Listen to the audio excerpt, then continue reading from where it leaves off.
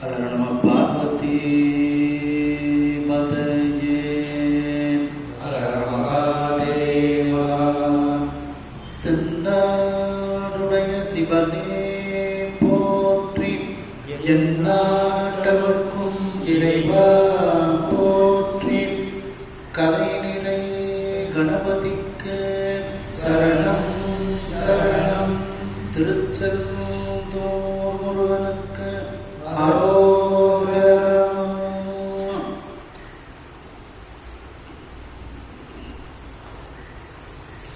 கைலாய பரம்பரைய சிவஞான போத நெறி காட்டும் வெண்ணை பயில் வாய்மை கண்டம் சந்ததி கோமே ஞான பானுபாகி குயிலாரும் பொழில் திருவாவடு துறைவாள் குரு நமச்சிவாய தேவன் சயிலாதி மரபுடையோன் திருமரபு நீடோடி தழைதமாதோ.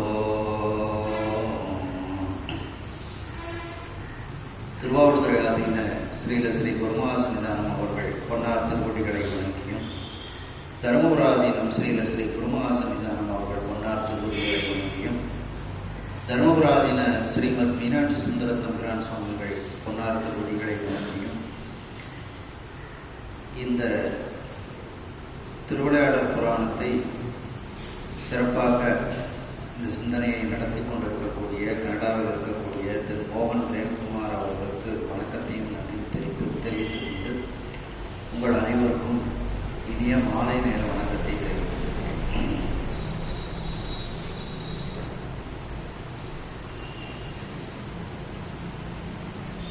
சென்ற சிந்தனையில் முதல் திருவிளையாடல் அந்த படலத்தில் நாம் இருக்கிறோம். அதில் இந்திரன் விருத்ராசுரனை கொன்ற அந்த பிரம்மகத்தி தோஷம் பிடித்ததனால் அவன் ஒரு தாமரை தண்டிற்குள் அந்த நூலாக ஒழிந்து மறைந்து விழுகின்றான். இப்பொழுது தேவலோகத்தில் இந்திரன் இல்லாமல் அங்கே ஒரு வெறுமையாக இருக்கின்றது. ஆகையினால் இந்த தேவர்கள் எல்லோரும் மகுடன் என்பவன் அந்த இந்திர பதவிக்கு சமானமாக இருக்கின்றான். அவனை தங்களுடைய இந்திரனாக அவர்கள் ஏற்றுக்கொள்ள இருக்கின்றார்கள் என்பதை பற்றி சிந்தித்தோம். அதனுடைய தொடர்ச்சி 43ஆம் பாடல். அரசிலா வறுமை நோக்கி அவனை வானாடர் யாரும் வீரை செய்தார் மாக்கூடம் சூட்டே வேந்தனா கொண்டார் வேந்தாய் வருபவன் சசியை ஈண்டு தருகன மறுகூடார் போய் திரைசை நீர் அமுத நாட்கு செப்பக கற்பின் மிக்காள்.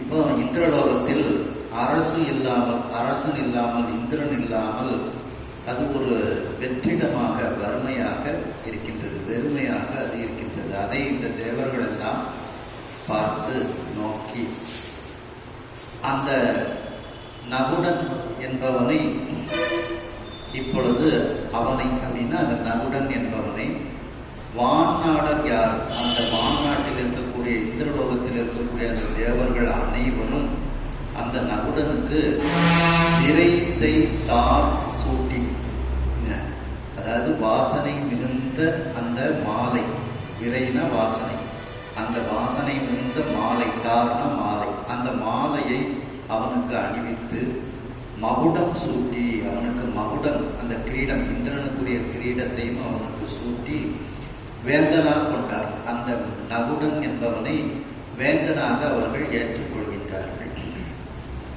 வேந்தாய் வருபவன், இப்போ அவன் இந்திரலோகத்தில் அந்த இந்திரனுடைய அந்த இருக்கையிலிருந்து அவன் அரசாட்சி புரிகின்றான்.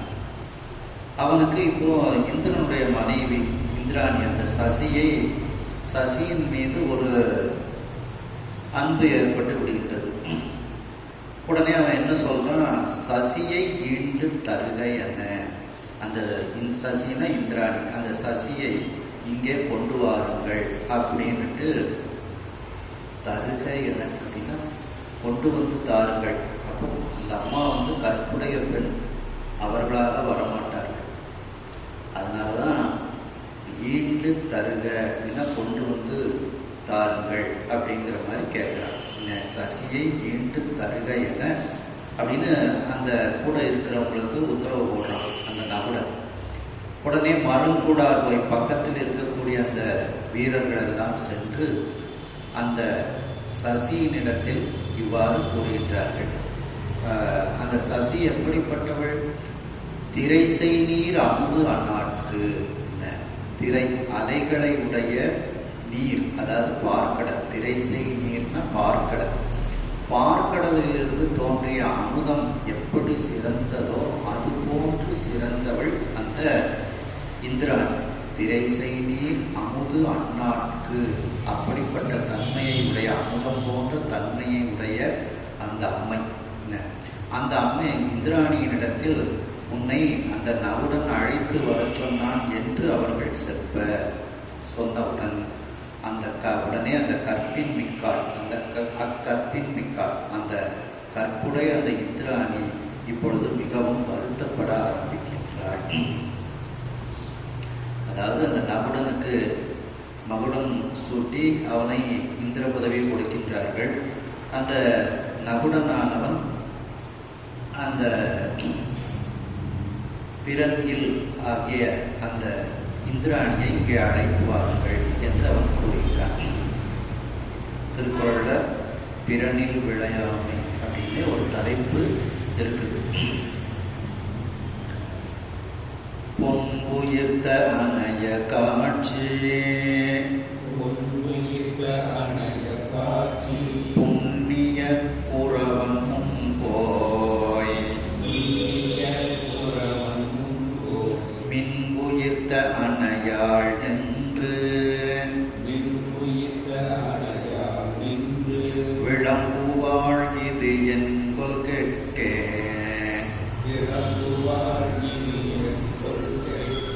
என் உயிர் துணைவன் ஆங்கே, இருக்க மற்றொருவன் என்னை, தன் உயிர் துணையா கொள்கை,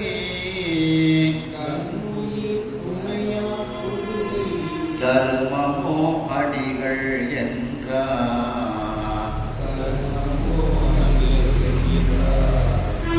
உடனே அந்த இந்திராணி மிகுந்த வருத்தத்துடன் தங்களுடைய குருநாதராக இருக்கக்கூடிய அந்த வியாழ பகவான் முன்னிலையில் போய் நின்று முறையிடுகின்றார். அந்த வியாழ பகவான் எப்படிப்பட்டவர்? அவருக்கு பேரே பொன்னன் அப்படின்னு பேர். பொன் போன்று இருக்கக்கூடியவர். அப்படி பொன்புயிர்த்த அணைய காட்சி, பொன்னால் செய்யப்பட்ட ஒரு உருவத்தை போன்ற கண்ணுக்கு தென்படக்கூடிய காட்சி, கண்ணுக்கு தென்படக்கூடிய ஒரு உருவத்தை உடைய அந்த புண்ணிய புலவன், புண்ணியமே உருவமாக இருக்கக்கூடிய அந்த குருநாதன், அந்த வியாழ பகவான். அந்த வியாழ பகவான் முன் போய் அவனிடத்தில் சென்று மின்புயிர்த்த அணையாள் நின்று, அந்த மின்னலை போன்ற வடிவத்தை உடைய அப்படி அணையாள், அதுபோன்று இருக்கக்கூடிய அந்த இந்திராணியானவள் அந்த குருநாதன் முன்னிலையில் நின்று விளம்புவாள். குருநாதனிடத்தில் இப்பொழுது ஒரு விண்ணப்பம் செய்கின்றாள், ஒரு வேண்டுதல் வைக்கின்றாள், சொல்கின்றாள். இது என்கொள் குருநாதா, இது என்ன நடக்கின்றது என்றே எனக்கு தெரியவில்லை. கெட்டேன், எனக்கு கேடு காலம் வந்துவிட்டது போலும். என் உயிர் துணைவன் ஆங்கே இருக்க, என்னுடைய உயிர் துணைவனாக என்னுடைய கணவனாக இருக்கக்கூடிய அந்த இந்திரனானவன் வேறொரு இடத்தில் மறைந்து இருக்க, மற்றொருவன் என்னை தன்னுயிர் துணையான் கொள்கை தர்மமோ அடிகள் என்றார். வேறு ஒருவன் என்னை தன்னுடைய உயிர் துணையாக கொள்வது என்பது தர்மத்திற்கு உரியதா? அடிகளே, எனக்கு ஒரு வழி சொல்லுங்கள், இதிலிருந்து தப்பிப்பதற்கு எனக்கு ஒரு வழி சொல்லுங்கள் அப்படின்ட்டு அந்த இந்திராணி வேண்டுகின்றார். அதாவது நகுடன் இந்திராணியை கூட்டுவாங்க அப்படின்னு சொல்றான். உடனே இந்திராணி வியாழ பகவான்கிட்ட போய் வணங்கி முறையிடுகின்றார். இப்படி என்னுடைய உயிர் துணைவனாகிய இந்திரன் வேறொரு இடத்தில் ஒழித்து இருக்க, இவன் என்னை அழைக்கின்றானே, இது தர்மமா? இவனிடத்திலிருந்து தப்பிப்பதற்கு எனக்கு ஒரு வழியை கூறுங்கள் அப்படின்ட்டு அந்த இந்திராணி குருநாதர்கிட்ட கேட்கின்றார். மாதவர் எழுவத்தாங்க மாமணி சிவிகை மீது போதரின் அவனே வானோர் புரந்தரன் அவனே முன்றன் காதலன் ஆகும் என்றான் கை தொழுது அதற்கு நேர்ந்து அம்மேதது சிறப்பாலிங்கு வருக என விடுத்தாள் தூது.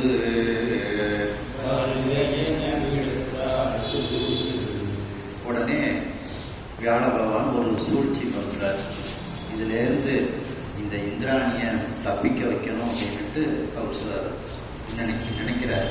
நினைச்சு சொல்றாங்க, அந்த மிகப்பெரிய தவசீலர்கள், அந்த முனிவர்கள், சப்த ரிஷிகள், அவங்க 7 பேரும் இந்த இந்திரனை பல்லக்கில் தூக்கிட்டு வருவாங்க. அப்படி அந்த 7 முனிவர்களும் பல்லக்கில் இவனை வச்சு தூக்கிட்டு வந்தா அவன்தான் உன்னுடைய கணவன். அப்படி 7 சப்த ரிஷிகளும் பல்லக்கில் வச்சு தூக்கிட்டு வர சொல்லு அப்படின்னு சொல்லி இந்திராணிக்கு ஒரு சூழ்ச்சி சொல்லி கொடுக்குறாரு. அவங்க கொண்டுட்டு வரும்போதே இவனுக்கு ஒரு சிக்கல் வந்துடும் அப்படின்னு சொல்லி அவருக்கு பின்னால நடக்க போவது தெரியுது. அதை வச்சு சொல்றாரு.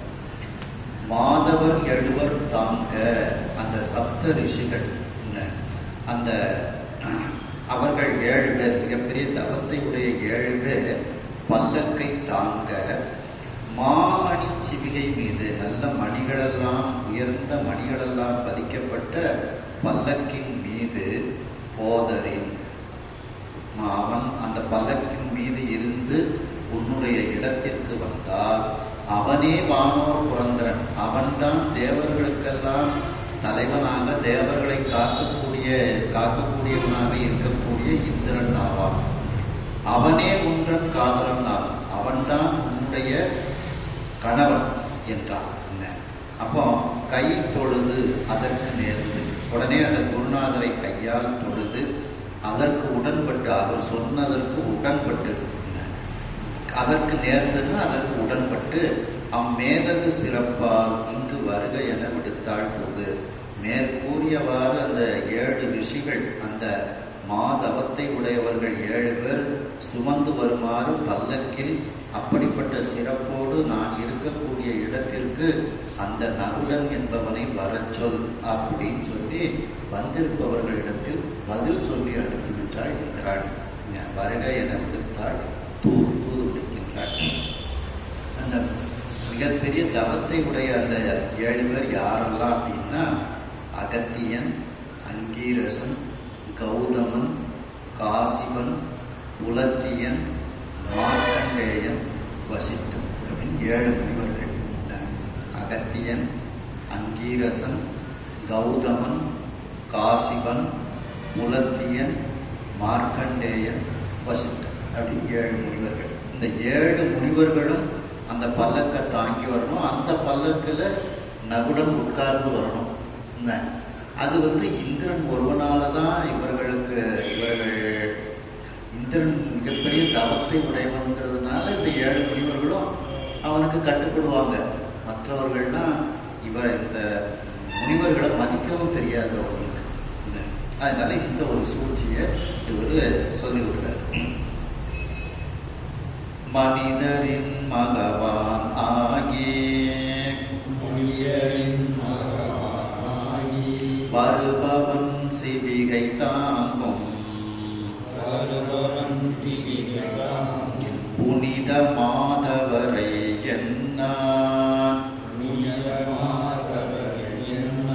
உங்கண் நோய் விளைவும் பாரா கனிதரு காமம் துய்க்கும் காதலா விரைய செல்வான் இனிது ஐராணி பார்க்கொண்டு ஏகுமின் சற்ப என்றார்.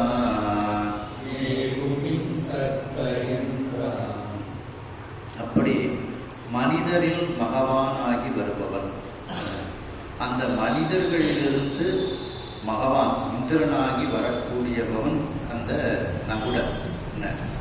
அந்த அவனுடைய சிவிகை தாங்கும் புனித மாதவரை என்னான். அந்த நகுடன் என்பவன், அதாவது மனிதரின் மகவானாகி வருபவன் அப்படிங்கிறது நகுடன். புதிதாக அந்த இந்திரன், அவன் மனிதர்களில் அந்த இந்திரனுக்கு சமமான ஒரு தவத்தை செய்து இந்திர பதவியை அந்த அஸ்வமேத யாகம்லாம் செய்து இப்போ பகவானாகி இந்திரனாகி அவன் அமர்ந்திருக்கின்றான். அவனுடைய சிவிகை தாங்கும் புனித மாதவரை என்னான். அந்த நகுடன் என்பவன் தன்னை தாங்கக்கூடிய அந்த சிவிகையை எடுத்து வரக்கூடிய அந்த புனிதமான அந்த ரிஷிமார்கள், அந்த மாதவத்தை உடையவர்களுடைய தவ வலிமையை அவன் நினைத்து பார்க்கவில்லை. என்ன அவர்களுக்குரிய மரியாதையை கொடுக்கணும். அந்த இது அவனுக்கு தெரியல. ஏன்னா புதுசாக வந்தான். அவர்கள் எப்படிப்பட்ட தவசீதர்கள் அப்படிங்கிறதும் அவனுக்கு புரியலை. புனிதம் சிவிகை தாங்கும் புனித மாதவரை என்னான். அவர்களுடைய அந்த ஆற்றல், தவ ஆற்றலை பற்றி அவன் நினைத்து பார்க்கவில்லை. புண்கண் நோய் விளைவும் பாரான். துன்பம், அந்த பின்னால என்ன இருக்கின்றது அப்படிங்கிற ஒரு துன்பமும் நோயும் அது எப்படி விளைகின்றது அப்படிங்கிறதையும் அவன் நினைத்து பார்க்கவில்லை. அவனுக்கு பின்னால் நடப்பது என்னங்கிறது தெரியல. கனிதரு காமம் துய்க்கும் காதலால், இனிமை தரக்கூடிய அந்த காமத்தை அனுபவிக்கக்கூடிய அந்த காதலால், அந்த அன்பினால் விரையச் செல்வான் வேகமாக செல்லும் பொருட்டு அந்த பல்லக்கு தூக்கக்கூடிய 7 பேரையும் வேகமாக போங்க அப்படின்ட்டு, சீக்கிரமாக போங்க அப்படின்ட்டு. இனிது அகிராணிவார் கொண்டு ஏகுவின் சற்ப என்றார்.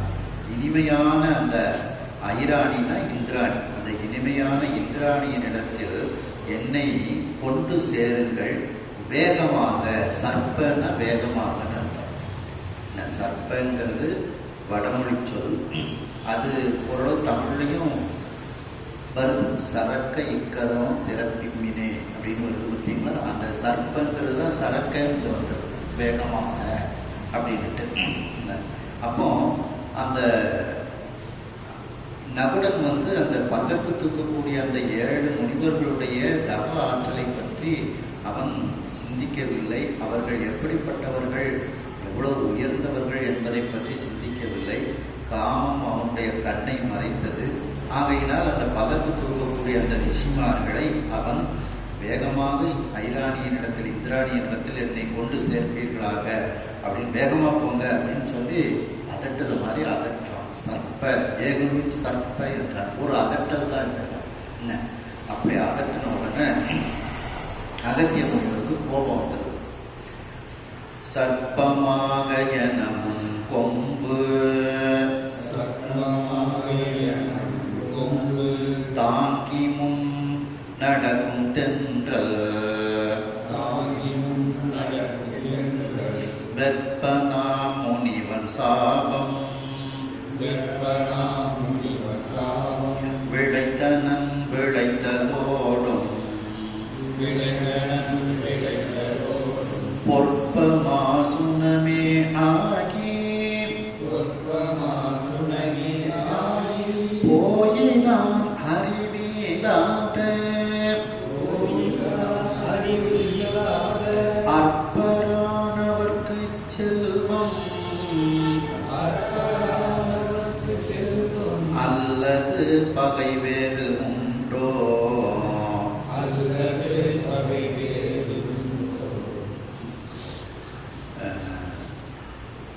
இந்த சர்ப்பங்கிறது சரக்கங்கிறதுக்கு நமக்கு இந்த கதவு திறக்க பாடும்போது பாடுறாங்க. அரக்கனை விரலால் அடர்த்திட்ட நீர் இரக்கம் ஒன்றிலீர் எம்பெருமானீரே சுரக்கும் புன்னைகள் சூழ்மறைக்காரரோ சரக்க இக்கதவும் திறப்பின்மீனே அப்படின்ட்டு அந்த சர்ப்பங்கிறது சரக்கன்ட்டு நம்ம இருக்கு. அப்படி வேகம் அதாவது விரைவாக போங்க அப்படின்னு சொன்ன அந்த சர்ப்பங்கிறது ஒரு அதட்டலுக்கு சொன்ன உடனே அகத்திய முனிவருக்கு கோபம் வந்தது. உடனே அகத்திய முனிவர் ஒரு சாபம் கொடுத்துருந்தாரு. நீ பாம்பா போ அப்படின்னு சாபம் கொடுத்துருந்தாரு. சர்ப்பம் ஆக அவர் சர்ப்பன்னு சொன்னால அதே பாம்புன்றது. சர்ப்பம் ஆக என முன் கொம்பு தாங்கி முன்னடக்கும் தென்றல் வெப்பனா முனிவன். முன்னால அந்த கம்பை தாங்கி கொண்டு அந்த கொம்பை தாங்கி கொண்டு முதல்ல அகத்திய முனிவன் தான் நடந்து போறார். முன்னடக்கும் முன்னால் நடந்து செல்லக்கூடிய அந்த முனிவர் அகத்திய முனிவர். அவர் தென்றல் வெப்பு தென்றல் மலைன்னா நம்முடைய பொதிய மலை. அந்த பொதிய மலையில் இருக்கக்கூடிய அந்த அகத்திய முனிவர் உடனே சாபம் கொடுத்துருந்தார். நீ பாம்பாக போக கடவுளது அப்படின்னு சாபம் கொடுத்துருந்தார். முனிவர் சாபம் விளைத்தனர். அகத்தியர் சாபம் கொடுக்கிறார். பிழைத்தலோடும் அந்த சாபம் கிடைத்த உடனேயே இவன் உடனே பாப்பா மாறியிருந்தான். பொற்ப மாசுனமே ஆகி போயினான். மாசுனம்னா பாம்புன்னு அர்த்தம். மாசுனம்னா பாம்பு. அதாவது அதற்கு ஏற்றார் போல அவனும் ஒரு பாம்பாக மாறி அப்படியே அவன் கீழே போயிருந்தான். இதுல இருந்து என்ன தெரிஞ்சுக்கிடலாம்? அறிவில்லாத அற்பரானவருக்கு செல்வம் அல்லது பகை வேறு உண்டோ? அவர்களுக்கு கிடைத்த செல்வமே மிகப்பெரிய பகையாக அவர்களுக்கு இருக்கின்றது. இன்னொரு பழமொழி கூட சொல்லுவாங்க பார்த்தீங்களா, அர்த்தராத்திரியில கூட முடிப்பான் அப்படிங்கிற அந்த இதுதான். அதை இந்த இடத்துல நம்ம சிந்திக்கலாம். பாருங்க, இந்த 41 கல்லாமையில பாருங்க, நல்லார்கன் பட்ட வறுமையின் இன்னாதே கல்லார்கன் பட்ட திரு அப்படிங்கிறார். அதாவது கல்லாதவரிடம் சேர்ந்த செல்வமானது கற்றவரிடம் சேர்ந்த வறுமையை விட மிக கொடிய துன்பத்தை உடையதாகும். அப்போ கற்றிருந்தாலும் அறிஞர்களை எப்படி மதிக்க வேண்டும்ங்கிறத கற்கல. அப்படி கல்லாதவனுக்கு இப்படி ஒரு அற்பமான இவனுக்கு இந்த மிகப்பெரிய செல்வம் கிடைச்ச உடனே அந்த செல்வமே அவனுக்கு பகையாக மாறிவிடுகிறது. அப்போ கற்றவர்களிடத்தில் வறுமை இருந்தாலும் அது பெரிய துன்பத்தை கொடுக்காது. கல்லாதவர்களிடத்தில் மிகப்பெரிய செல்வம் இருந்தால் அந்த செல்வமே அவனுக்கு மிகப்பெரிய பகை அப்படின்ட்டு கல்லாமையில சொல்றாங்க. நல்லார்கண் பட்ட வறுமையின் இன்னாதே கல்லார்கண் பட்ட திரு. அந்த திருவே இவனுக்கு இப்பொழுது மிகப்பெரிய பகையாக ஆகிவிடுகிறது. பின்னர்தம் குறவனான பிரான் அடி பணிந்து வானோர் பொன்னகர் வேந்தன் இன்றே புலம்பு அடைகின்றது ஐய என்னலும் குறவன் போய் அவ்விலஞ்சியுள் ஒழித்தார் மூவி தம்புரை அறிந்து போந்த சதமகர் கொண்டு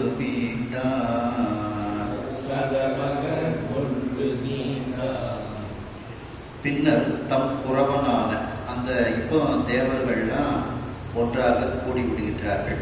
ஒன்றாக கூடி தங்களுடைய இந்த நிகழ்ச்சி நடந்ததற்கு பின்னும் தம் குறவனான தேவர்களினுடைய அந்த குருநாதனாக இருக்கக்கூடிய வியாழ பகவான், குறவனான பிரான் வியாழ பகவான், அந்த வியாழ பிரானினுடைய அடிப்பணிந்து அவருடைய திருவடிகளை எல்லா தேவர்களும் கீழே விழுந்து வணங்குகின்றார்கள்.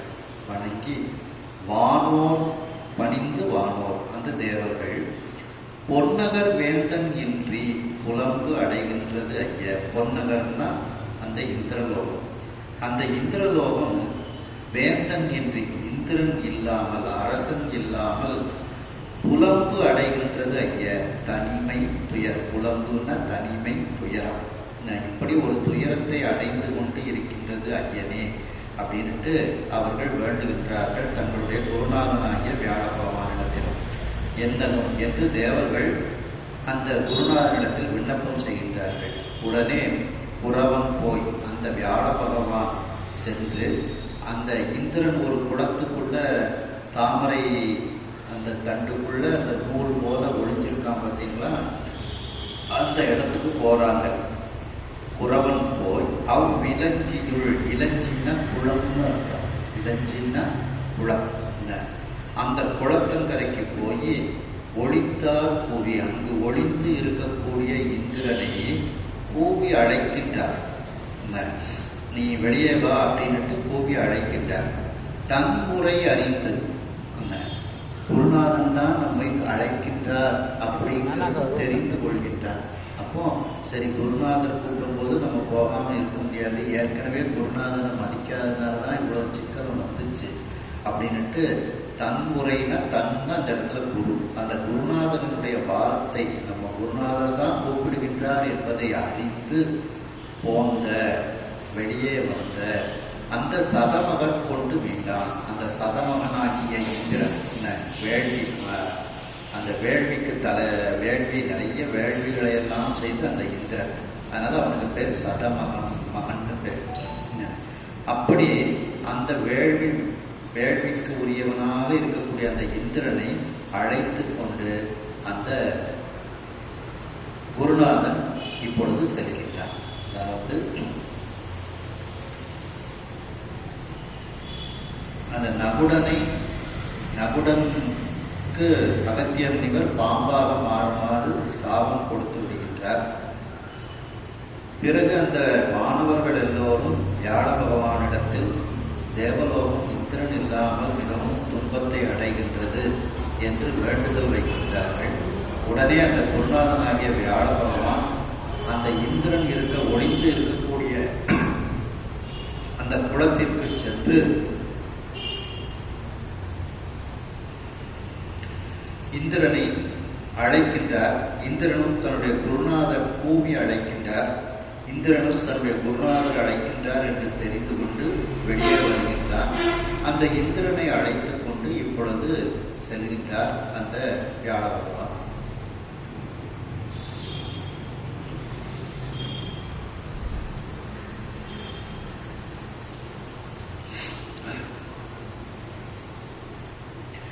கொடும்படி கோட்பட்டாந்தம் புறவனை வணங்கி என்னை சுடும்படி கழிவது யஞம் சொல் என தொலைவது ஓர்ந்தான் அடுப்படி மண்மேல்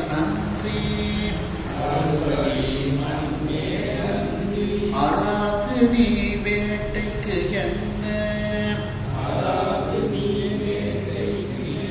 படுபடி இதனை தீர்ப்பான் பார்மிசை வருதி என்றான். இப்போ அந்த கொடும் பழியானது, அந்த பிரம்மகத்தி தோஷம், ருத்ராசுரனை கொன்ற அந்த தோஷமானது இவனை பிடித்திருக்கின்றது. அந்த கொடும்பழி கோட்பட்டான். அந்த கொடும்பழியாகிய பிரம்மகத்தி தோஷத்தால் பிடிக்கப்பட்டவன். கோட்பட்டானா அதனால் பிடிக்கப்பட்டவன். தன் புறவனை வணங்கி, தன்னுடைய குருநாதராகிய வியாழ பகவானை வணங்கி, என்னை சுடும்பழி கழிவது என்னை இப்படி இந்த பிரம்மகத்தி தோஷமானது, அந்த பழியானது என்னை சுட்டு வதைத்து கொண்டிருக்கின்றது. சுடுகின்றது சூதை தவிர்த்து அருளை என்று சொல்லுங்க. அதுபோல என்னை இது சுட்டு துன்பப்படுத்துகின்றது. இது எப்படி கழிவது? இதற்கு எனக்கு ஒரு வழியை சொல்வீர்களாக அப்படின்னு வேண்டுகின்றான். கழிவது என்ன சொல் என அப்படின்னுட்டு தன்னுடைய குருநாதனை வணங்கி அந்த இந்திரன் கேட்கின்றான். உடனே குருநாதன் தொலைவது போர்தான். அந்த துன்பமானது, அந்த பிரம்மகத்தி தோஷமானது அவனிடத்திலிருந்து நீங்குவதற்கு சிந்திக்கின்றார். இந்த தொலைவது அப்படின்னா நீங்குவது, இந்த பிரம்மகத்தி தோஷம் நீங்குவது ஓர்ந்தான். அதை நாம் செயல்படுத்தலாம் என்று சிந்தித்தான். இந்த ஓர்தல்னா சிந்தித்தல்னு அர்த்தம். இந்த திருவம்பாவையில் வருது பார்த்தீங்களா, ஏலோர் எம்பாவாய். இந்த ஏல் நான் சொல்வதை ஏற்றுக்கொள், ஓர் சிந்திப்பாயாக, எம்பாவாய் அப்படின்ட்டு. ஏல் ஓர் எம்பாவாய் அப்படின்ட்டு அது ஏலோர்னு வந்தது. ஏல்னா அந்த இது வரைக்கும் அந்த பாட்டில் சொன்னதையெல்லாம் நீ ஏற்றுக்கொள், ஓர் சிந்தனை செய்வாயாக, நான் சொன்னதையெல்லாம் சிந்திப்பாயாக, எம்பாவாய் பெண்ணே அப்படின்ட்டு இதை சொல்றாங்க. அப்படி அந்த ஓர், அப்படி இந்த பிரம்மகத்தி தோஷம் எப்படி இதை நீக்க வேண்டும் என்று வியாழ பகவான் சிந்திக்கின்றார். அடுப்பழி மண்மேல் அன்றி அறாது. இந்த கொடுமையான பழியானது அது தொலைவது ஓர்தான்ங்கிறது தொலைநோக்கு சிந்தனை. தொலைநோக்கு சிந்தனையால் சிந்திக்கின்றார். அடுப்பழி அந்த கொடுமையான இந்த பிரம்மகத்தி தோஷமானது, பழியானது பூமிக்கு வந்து இறைவனை வணங்கினாலன்றி அது நீங்காது அப்படின்னு அவனுக்கு தெரிகின்றது. வியாழ பகவானுக்கு தெரிகின்றது. மண்மேல் அன்றி அறாது. பூமிக்கு வந்து இறைவனை வழிபட்டாலன்றி அது நீங்காது. அப்போ எல்லாத்தையும் நீ என்ன சொல்லிடு, பூமிக்கு போகிறோம் வேட்டைக்கு, நீ வேட்டைக்கு என்ன, அப்படி வேட்டைக்கு வருகின்றோம் அப்படின்னு எல்லாவரிடத்திலும் சொல்லிவிட்டு படும்பழி இதனை தீர்ப்பான். நமக்கு வந்து சூழ்ந்திருக்கக்கூடிய இந்த பழியை, இதனை தீர்ப்பதற்காக நாம் இப்பொழுது பூமிக்கு செல்வோம் அப்படின்னு சொல்லலாம். வார்மிசை வருதி என்றான், பூமிக்கு நீ வருவாயாக அப்படின்ட்டு இதுல சொல்றார். அதாவது இந்த பிரம்மகத்தி தோஷமானது இது மற்ற இடங்களில் இருந்தெல்லாம், மற்ற உலகத்தில் இருந்தெல்லாம் இதை தீர்க்க முடியாது. இதற்கு ஒரே வழி நம்ம பூமிக்கு போய் இறைவனை நினைத்து தான் இதை வந்து நாம் தீர்க்க முடியும். அதனால நம்ம பூமிக்கு போவோம் அப்படின்னு சொல்லி குருநாதர் வந்து கூறுகின்றார். இதை சிவஞான சித்தியார்லையும் பார்த்தீங்கன்னா 182வது பாட்டில் சொல்லுவாங்க, மேல் உலகத்தில் உள்ளவர்களும் இந்த பூமியில் வந்து இந்த படிகளை எல்லாம் இந்த இறைவனை வழிபட்டு போக்கிக் கொள்கிறார்கள். இந்த மானுட பிறவிதானம் வகுத்தது மன வாக்கு காயம், ஆனிடத்து 5 ஆடும் அரண்பணிக்கு ஆகிறார்களோ. வானிடத்தவர்கள் மண்மேல் வந்து அறம் தன்னை அர்ச்சிப்பர், ஊங்கெடுத்து உணரும் ஊமர் ஒன்றையும் உணராதோ. அப்போ நம்முடைய மனித பிறவி வந்து எடுத்ததெல்லாம் வந்து நாம் வந்து மனம் வாக்கு காயத்தால் இறைவனுக்கு தொண்டு செய்ய வேண்டும். மேலும் பசுவிலிருந்து கிடைக்கக்கூடிய அந்த 5 பொருட்களை கொண்டு இறைவனை அபிஷேகம் செய்ய வேண்டும். அந்த 5 பொருட்களை நாம் விபூதியாகவும் பயன்படுத்திக் கொள்ள வேண்டும். அரண்பணிக்கு ஆக மேலும் வானிடத்தவரும் வானுலகத்தில் உள்ளவர்களும் தங்களுடைய ஒரு கோரிக்கைகளை நிறைவேற்றுவதற்காக, தங்களுடைய வேண்டுதலை நிறைவேற்றுவதற்காக, தங்களுடைய பழி நீங்குவதற்காக, துன்பம் நீங்குவதற்காக அவர்கள் பூமியில் வந்து இறைவனை அர்ச்சிக்கின்றார்கள். மண்மேல் வந்து அரண்டனை அர்ச்சிப்பர். ஊங்கெடுத்து உணரும் பூமர் ஒன்றையும் உணராதோ. இப்படி பூமியில இருக்கக்கூடியவர்கள்லாம் இந்த மானுட பிறப்பினுடைய இந்த மிகப்பெரிய பெருமையை யாரும் உணராமல் இருக்கின்றார்களே. இந்த மானுட பிறவி எடுத்ததே நமக்கு இறைவனை வழிபடுவதற்காக வந்தவா அப்படின்னு சொல்றாங்க. அப்படி அந்த வானிடத்தவர் இந்த பூமி மேல் வந்து, அதனாலதான் குருநாதர் சொல்றாரு, இதை நம்ம பூமியில போய் தான் இதற்கு ஒரு தீர்வு காண வேண்டும். ஆகையினால் நாம் பூமிக்கு வருவோம் அப்படின்னு அந்த தன்னுடைய இந்திரனை கூட்டிக் கொண்டு அந்த வியாழ பகவான் பூமிக்கு வருகின்றார். ஈசனுக்கு இழைத்த குற்றம் தேசிகன் எண்ணி தீர்க்கும்.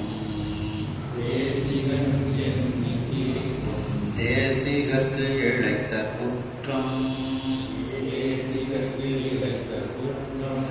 உறவனே தீர்ப்பது அன்றியே. பேசுவது எவனோ தன்பால் பிழைத்த காரணத்தால் வந்த வாசவம் பழியை தீர்ப்பான்.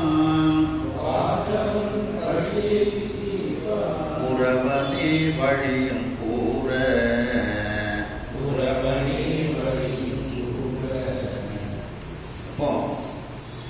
சிவபெருமானுக்கு ஒரு குற்றத்தை நாம் இழைத்தோம் என்றால் ஈசனுக்கு இழைத்த குற்றம். அப்போ நீ சுவாமிக்கு இப்படிப்பட்ட ஒரு குற்றத்தை செய்திருக்கின்றாய், அதை நீ இப்படி தீர்த்துக்கொள் அப்படின்னு குருநாதர் அதற்கு வழி சொல்வார். தேசிகன் எண்ணி தீர்க்கும். அந்த குற்றத்தை நீக்குவதற்கு சிந்தித்து இதை செய்தால் அந்த குற்றமானது நீக்கும் அப்படின்னு நமக்கு வழி சொல்வார். சரி, அந்த குருநாதருக்கே நம்ம குற்றம் செஞ்சோம்னா அந்த குருநாதர் தான் அதுக்கும் வழி சொல்லணும். வேற யார்கிட்டையும் போய் நம்ம கேட்க முடியாது. அதான் தேசிகருக்கு இழைத்த குற்றம், அந்த குருநாதருக்கு இழைத்த நாம் செய்த குற்றமானது அதே குறவனே தீர்ப்பது அன்றி அதே குருநாதன் தான் அது அந்த குற்றம் தீர்ப்பதற்கு, அந்த சாப விமோச்சனத்திற்கு அவன்தான் ஒரு வழியை சொல்ல வேண்டுமே தவிர மற்றவர்களால் அதற்கு பதில் சொல்ல முடியாது. பேசுவது என்றும் மற்றவர்கள் அதை பற்றி எப்படி அதற்கு பதில் சொல்ல முடியும் அதற்கு நான் அப்படின்னு இதில் சொல்றாங்க. அதாவது இறைவனுக்கு நாம் ஒரு குற்றத்தை இழைத்திருந்தாலும் குருநாதன் அதை தீர்த்து வைப்பான். அந்த குருநாதனுக்கே நாம் ஒரு குற்றம் விளைந்தாலும் அந்த குருநாதன் தான் நமக்கு அதை தீர்த்து வைக்க வேண்டும் அப்படிங்கிறார். தன்பா பிழைத்த காரணத்தால் வந்த வாசவன் பழியை. தன்பா தன்னிடத்தில் அந்த தன்னை வணங்காத ஒரு பிழையை செய்த அந்த காரணத்தால் குருநாதனாகிய அந்த வியாழ பகவான் இந்திரனுடைய சபைக்கு வரும்போது அந்த இந்திரன் அவனை கவனிக்காமலும் அவருக்குரிய மரியாதைகளை செய்யாமலும் இருந்த காரணம், அந்த பிழையை செய்த காரணத்தால் வந்த வாசவன் பழியை. அந்த வாசவன் அந்த இந்திரனுக்கு இந்த பிரம்மகத்தி தோஷமானது பிடித்து கொண்டது. அந்த பழியை தீர்ப்பான் உறவனே வழியும் கூட. தீர்ப்பதற்காக அந்த வியாழ பகவானே இப்பொழுது இந்திரனுக்கு ஒரு வழியும் கூறுகின்றார் அப்படிங்கிறார். அப்போ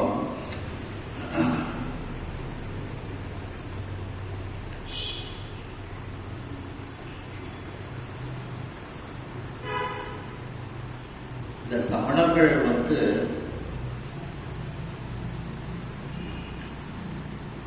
இறைவனுடைய வழிபாட்டு நியமங்கள்லையும் அவங்க தலையிட ஆரம்பிச்சாங்க. அப்போ ஆலயங்களில் சரிவர பூஜைகள் நடக்காமல் இருப்பதற்கெல்லாம் அவர்கள் ஒரு துன்பங்கள் எல்லாம் கொடுக்க ஆரம்பித்தாங்க. அப்போ அந்த இறைவனுக்கு சொக்கநாத பெருமானுக்கு சமணர்கள் இழைத்த குற்றத்தை ஞானசம்பந்த பெருமான் வந்து தீர்த்தார். சமணர்களை போட்டிக்கெல்லாம் சம்பந்தர் வரியெல்லாம் அழைக்கல. அவங்களா கழுவேற போறேன்னு போட்டி வச்சாங்க. சம்பந்தர் அப்பவும் கடைசியிலையும் கருணையினுடைய சொரூபம். உங்க மதத்திலே இருக்க இல்லை, நீங்க சைவத்துக்கு மாறுங்கன்னு சொல்லிட்டாங்க. அப்போ அந்த சொக்கநாதருக்கு அந்த சமணர்கள் இழைத்த குற்றத்தை தீர்ப்பதற்கு குருநாதராக சம்பந்தர் வந்து தீர்க்கின்றார். சம்பந்தருக்கே அந்த குருநாதருக்கே அந்த சமணர்கள் குற்றம் இழைக்கின்றார்கள். அவர் இருந்த மடத்துக்கு தீய வச்சிருந்தாங்க. அந்த ராஜாவும் அதற்கு உடந்தையாக இருக்கின்றான். அதனாலதான் பையவே சென்று பாண்டியருக்காகவே மங்கையர்க்கரசியாரை காப்பாற்றணும் அப்படிங்கிறதுக்காண்டி தான் அந்த வெப்பு நோயாக அந்த தீயை மாற்றி விடுதார். அப்போ சம்பந்த பெருமானாகிய குருநாதருக்கு அந்த சமணர்களும் பாண்டியர்களும் செய்த குற்றத்தை தீர்த்து வைத்தவரும் சம்பந்தர் தான். அப்ப சிவபெருமானுக்கு ஒரு குற்றம் இழைத்ததையும் சம்பந்தர் தீர்த்து வைக்கின்றார். அதே அந்த சம்பந்த பெருமானாகிய குருநாதருக்கு அவர்கள் செய்த குற்றத்தையும் சம்பந்த பெருமானே மந்திரமாவது நீர் பதிகம் பாடி தீர்த்து வைக்கிறார் பாண்டிய மன்னனுக்கு. அதே மாதிரி பார்த்தீங்கன்னா சிவபெருமானுக்கு சமணர்கள் சிவபெருமான் இருந்த கோயிலை சமண பள்ளியாக மாற்றி விடுகின்றார்கள். சமணர்கள் கோயிலை மறைச்சு சன்னதிகளெல்லாம் மறைச்சு கோயிலையே வந்து பழையாறை உலகடியில சமண இதாக மாற்றிடுவாங்க. இந்த இடத்துல கோயில் இருந்திருக்கு சொல்லி சொன்ன உடனே திருநாவுக்கரசு சுவாமிகள் உண்ணா நோன்பு இருக்கின்றார்கள். முதல்ல உண்ணா நோன்பு இருந்தவர்கள் நம்முடைய திருநாவுக்கரசு சுவாமிகள் தான். அப்ப சமணர்கள் சிவபெருமானுக்கு இழைத்த குற்றம் அதை எந்த குருநாதர் வந்து தீர்த்து வைக்கின்றார்? திருநாவுக்கரசு பெருமான் என்கின்ற குருநாதர் தான் வந்து தீர்த்து வைக்கிறார். அதான் நோக்கினார் முரன்று ஓதி அக்குண்டிகை தூக்கினார் புலம் தூரத்து தனக்கு ஆக்கினான் அந்நியாரை வடதடி நோக்கினாருக்கு இல்லையால் நோய்களே அப்படின்ட்டு அந்த சமணர்கள் புலத்தையே வேரோடு அறுத்தார் திருநாவுக்கரசு சுவாமிகள். அப்போ அந்த சிவபெருமானுக்கு இழைத்த அந்த குற்றத்தையும் குருநாதன் வந்து தீர்த்து வைக்கின்றார் அப்படின்ட்டு இதுல திருநாவுக்கரசு சுவாமிகளையும் நாம் வந்து சிந்திக்கிறோம். அடுத்த பாடல் பாருங்க. வாம்பரி உகைத்து தன்னால் வழிபடு புறவம்பானோ தாம் பறிவோடும் சூட தராதலத்து இழிந்து செம்பொன் காம்பு அரி தோழி பங்கம் கைதி மாவரையும் தாழ்ந்து தேம்பரி அலங்கமானம்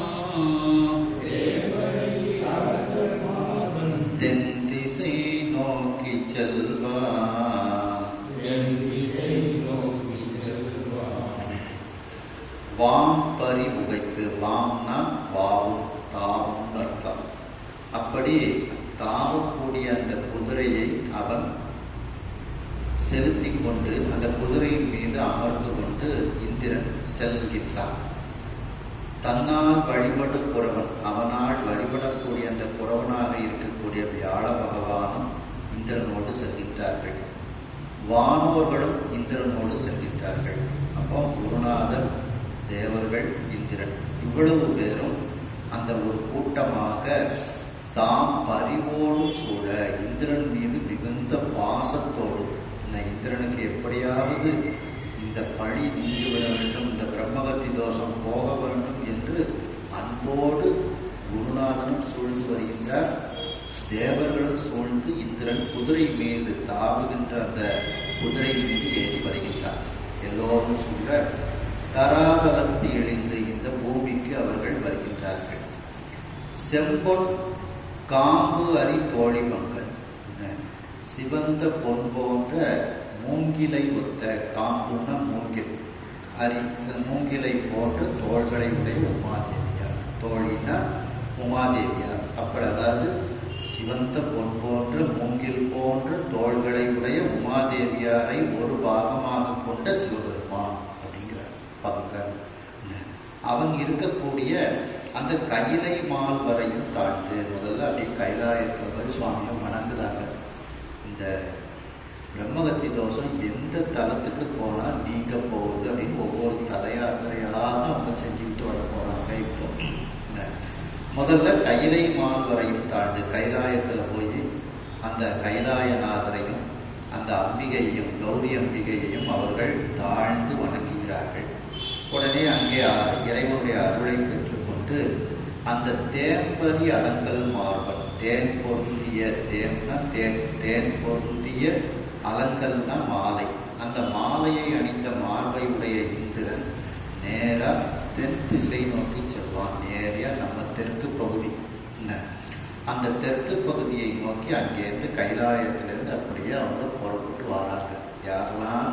இந்திரன், குருநாதன் வியாழபகவான், இந்திரனோடு இருக்கக்கூடிய தேவர்கள், இவர்கள் அனைவரும் நேர கைலாயத்தை தரிசனம் பண்ணிட்டு தெற்கு திசை நோக்கி அப்படியே அவர்கள் காசி, கேதாரம், காசி எல்லாம் கடந்து நம்ம பகுதி வரைக்கும் வராங்க. அப்போ இதில் சொல்றாங்க பார்த்தீங்களா, திருநாகர சுவாமிகள் இந்த காம்பு மூங்கில்ங்கிறத அப்படியே சொல்றாங்க. கருத்தனாய் பாட மாட்டேன் காம்பு அந்த தோழி பங்கா அப்படிங்கிற. காம்புன்னா மூங்கில், மூங்கிலை போன்று தோழி பங்கா. கருத்தனாய் பாட மாட்டேன் காம்பன தோழி பங்கா. ஒருத்தரால் அறிய ஒன்னா திருவுரு உடைய சோதி, திருத்தமாம் தில்லைதனுள் திகழ்ந்து சிற்றம்பலத்தை நிறுத்தம் நான் காண வேண்டி நேர்பட வந்தவாறு. அந்த காம்பன தோழி பங்கா. இன்னும் பார்த்தீங்கன்னா வேயூர் தோழி பங்கன்னு சொல்லுவோம். வேயூர் தோழி பங்கன் விடமுண்ட கண்டன். அப்போ வேயினா மூங்கில், மூங்கிலை போன்று தோள்களை உடைய அந்த உமாதேவியாரை ஒரு பாகத்தில் கொண்டவன் அப்படிங்கிறார். அடுத்த பாடல் பாருங்க. கங்கை முதல் அளவிறந்த தீர்த்தம் எல்லாம், கங்கை முதல் போய் படிந்து காசி காஞ்சி, அங்கனக கேதாரம் முதற் பதிகள், பல பணிந்தும் அவுணர் கொன்ற, பொங்கு படி விழாது அடங்கி அறாவுண்ண, பொங்கு படி விழாது அடங்கி அறாவுண்ண, மாசு உண்டு பொலிவு மாணும், மாசு உண்டு பொலிவு மாணும், திங்களடையா கடம்பவனுக்கு எல்லை, அனிதாக செல்லும் ஏழ்வை.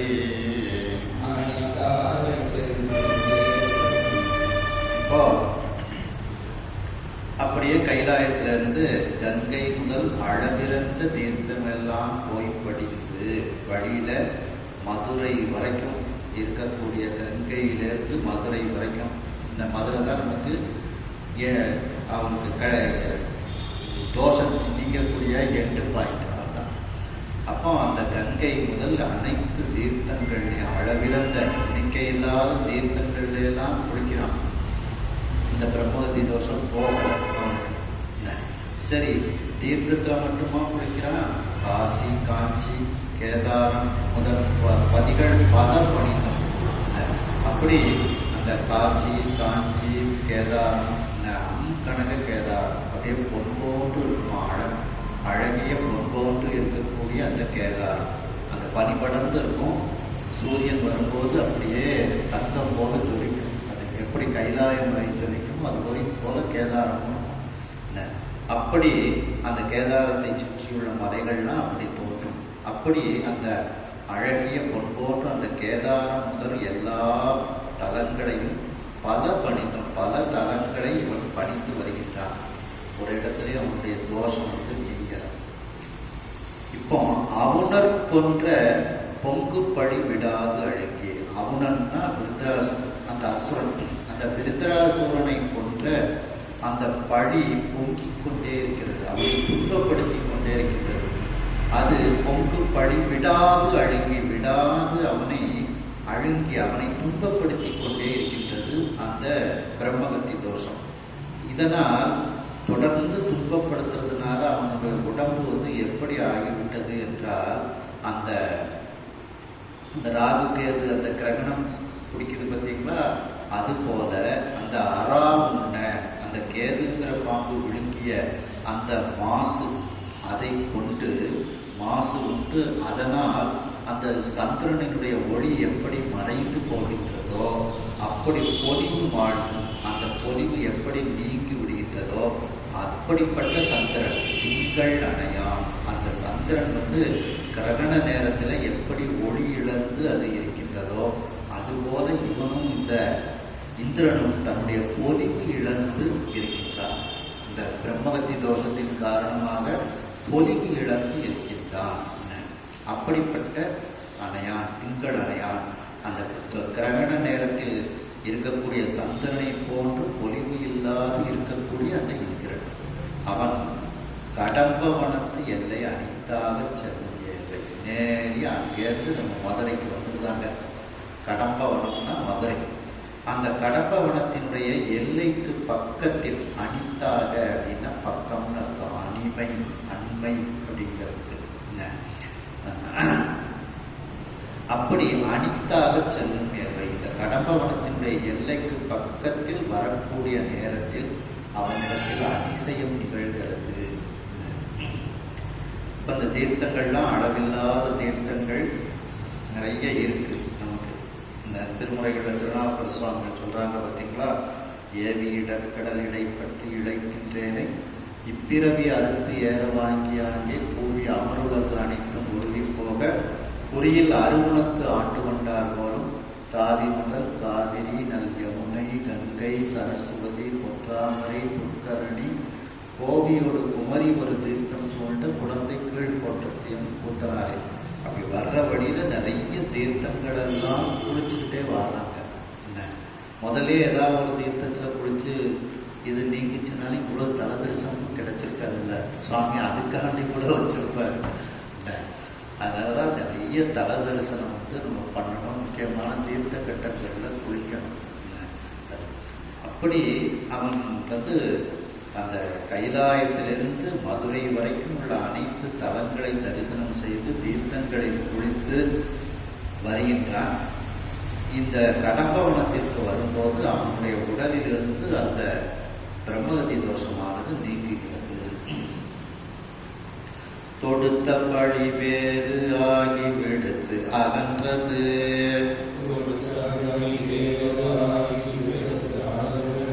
இந்திரன் தான் சுமந்த பாரம்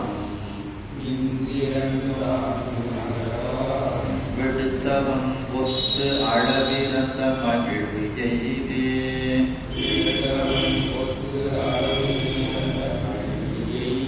தேசிகன்பால் விளம்ப பாசம் கெடுத்தவன் மாதலம் புனித தீர்த்தம் உள,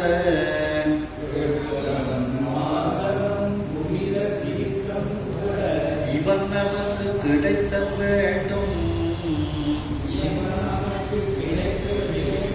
அடுத்து அறிக என சிலரை விடுத்து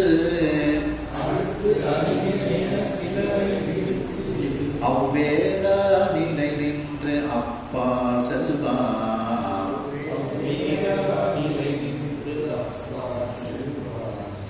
இப்போ அந்த கடம்பவனமாகிய மதுரைக்கு வந்த உடனேயே தொடுத்த பழி வேறு ஆகி அவனை தொடுத்து வந்து அவனை தொடர்ந்து விடாமல் வந்திருக்கக்கூடிய பக்தி வந்திருக்கக்கூடிய அந்த பிரம்மகத்தி தோஷம் என்கின்ற பழி வேறாகி விடுத்து அகன்றது. தனியா இவனை விட்டு போய்விட்டது.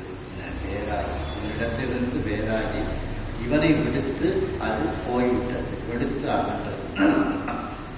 ஏன்னா அவன் திரும்ப இந்திரன் அந்த மதுரைக்கு போயிட்டு திரும்ப இந்திரலோகத்துக்கு போகும்போது இது வந்து பிடிச்சிடக்கூடாது.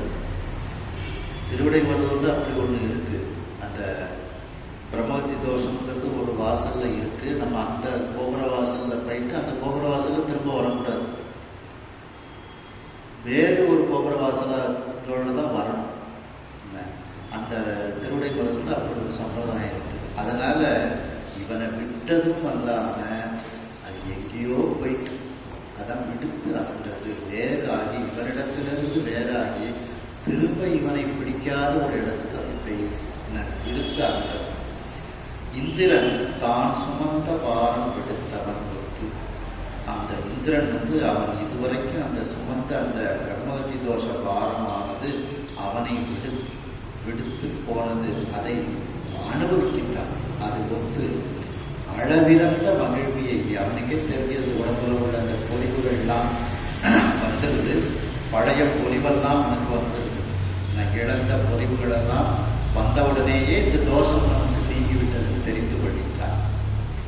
அளவிறந்த மகிழ்வியை அவன் அடைந்த மகிழ்ச்சிக்கு அளவு என்பதே கிடையாது. அப்படிப்பட்ட ஒரு மகிழ்ச்சியை அவன் அடைகின்றான்.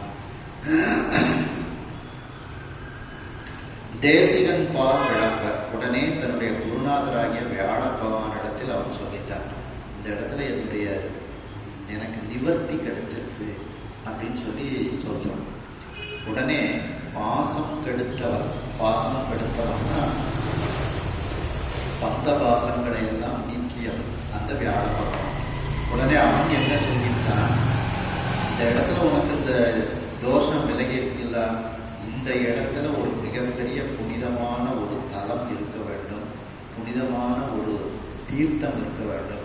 அந்த ரெண்டும் நமக்கு கிடைக்க வேண்டும். நாம் அந்த ரெண்டையும் தரிசனம் செய்ய வேண்டும். அது எங்க இருக்குன்னு எல்லாரையும் விட்டு தேட சொல்லு அப்படின்னு சொல்லி சொல்றாங்க. இவன் உடனே பாசம் கெடுத்தவன் அப்படின்னா பந்தபாசங்களில் இருந்து நீக்கி அந்த வியாழ பகவான் அதற்கு பதில் கூறுகின்றார். மாதலம், மிகப்பெரிய ஒரு தலம், திருத்தலம், புனித தீர்த்தம் இங்கே இருக்கின்றது. உள அப்படின்னா உள்ள, இங்கே இருக்கின்றது. உள இவன் இங்கே இருக்கின்றது. நமக்கு கிடைத்தல் வேண்டும். அந்த தலமும் அந்த தீர்த்தமும் நமக்கு அந்த தலத்தில் உள்ள இறைவனை தரிசிக்க வேண்டும். அந்த புனித தீர்த்தத்தில் நாம் நீராட வேண்டும். அது நமக்கு கிடைத்தல் வேண்டும் அப்படிங்கிறார். அடுத்து அறிக, அதை எங்கே இருக்கின்றதுன்னு எல்லாரையும் விட்டு அதை அறிந்து வர சொல்வாயாக என சிலரை விடுத்து. உடனே இந்திரன் சில பேரை அனுப்பி இங்கே என்ன இருக்குன்னு பார்த்துவாங்க, ஏதாவது கோயில் இருக்கா அப்படின்னு பார்த்துவாங்க அப்படின்னு சொல்லி சொல்லலாம். அவ்வேறா நிலை நின்று அப்பால் செல்வாங்க. அது கடம்ப வனம்தான், காடு தான். அங்கே அப்படி எப்படி ஒரு தனித்த இடமாக காடுகளாக இருக்கிறது. அந்த இடத்தை விட்டு இவர்கள் அப்பால் செல்கின்றார்கள். இறைவன் எங்கே இருக்கின்றான் என்று தேடிக்கொண்டு அந்த கடம்ப வனத்தில் அவர்கள் செல்கின்றார்கள். அருவி படிந்து அருவி ஏறி மணி எடுத்து,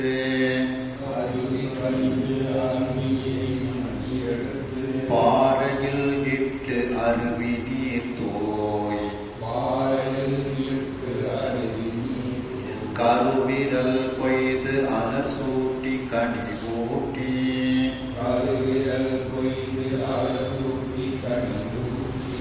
வழிபடுவ கல்லாமந்தி, ஒரு துறையில் யாழி கனி புழைக்கை முகந்து,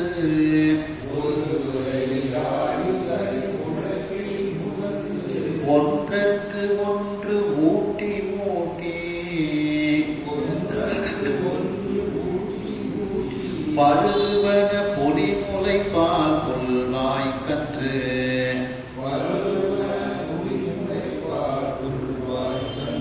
அறுத்தியிடும் பசி நோய் தீர,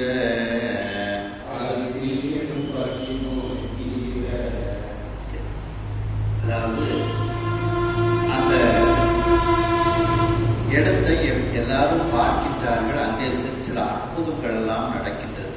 அந்த இடத்துல என்ன அற்புதங்கள் எல்லாம் அங்கே நடக்கின்றதுன்னு சொல்றாங்க. ஒரு குரங்கு, அதுக்கு இறைவனை எப்படி பூஜை பண்ணுவதுன்னு அதற்கு தெரியாது, கல்லான இல்லை. ஆனாலும் அந்த குரங்கு என்ன செய்தான், அந்த அருவி படித்து அருவியறி மணி எடுத்து, அந்த அருவின்னா தண்ணி, அந்த தண்ணீரில் குளித்து, நீங்க அருவின்னா அங்க மலை இருக்கான்னு கேட்கக்கூடாது. இப்படி போனா அருவி, இப்படி போனா ஆறு, அவ்வளவுதான் நீர்நிலை, அவ்வளவுதான். இந்த இடத்துல ஆத்த அப்படியே நெட்டை குத்த வச்சு பார்த்தீங்கன்னா அதான் அருவி. சமதளமா ஓடக்கூடிய ஆறை இப்படி வச்சு கற்பனை பண்ணி பாருங்க, அருவி, அவ்வளவுதான். அப்போ அந்த அருவி படித்து அந்த நீர்நிலையில் குளித்து அருவியை மணி எடுத்து, அந்த நீர்நிலையில் இருக்கக்கூடிய மணிகள், அந்த வைகை நதி, அந்த வைகை நதியிலிருந்து வரக்கூடிய அந்த மணிகள் எல்லாம் அப்படி சிவலிங்க மாதிரி இருக்கலாம். உருண்டையா அந்த மணி சிவலிங்க மாதிரி இருக்கக்கூடிய அந்த கற்களை, அந்த மணிகளை எடுத்துக்கொண்டு பாறையில் இட்டு, அங்க ஒரு பாறையில அந்த சிவலிங்கத்தை வைக்குது. அருவி நீர் தூவி கருவிரல் கொய்து அலசொட்டி, அந்த அருவியிலிருந்து நீரை எடுத்துக்கொண்டு அது இறைவன் மேல அபிஷேகம் பண்ணுது. அந்த சின்ன கல் எடுத்து வச்சு அதையே இறைவனாக பாவித்து, அதுல அருவியிலிருந்து தண்ணி, அந்த நீர்நிலையிலிருந்து தண்ணீர் எடுத்து கொடுத்து அதுல அது ஊற்றி அபிஷேகம் செய்கிறது. கருவிரல் மலர் கொய்து சுற்றி, அந்த விரல் கருப்பு கலர்ல குழந்தை, அந்த கருமையான விரலால் மலர்களை பறித்து, அலர் கொய்து, அலர்னா மலர், அந்த மலர்களை பறித்து இறைவனுக்கு சூட்டுகின்றது.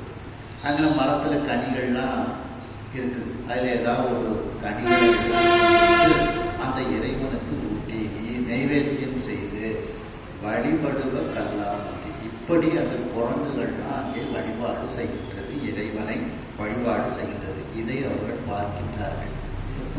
இப்படி ஒரு பெரிய அற்புதமாக இருக்கின்றது அப்படின்ட்டு.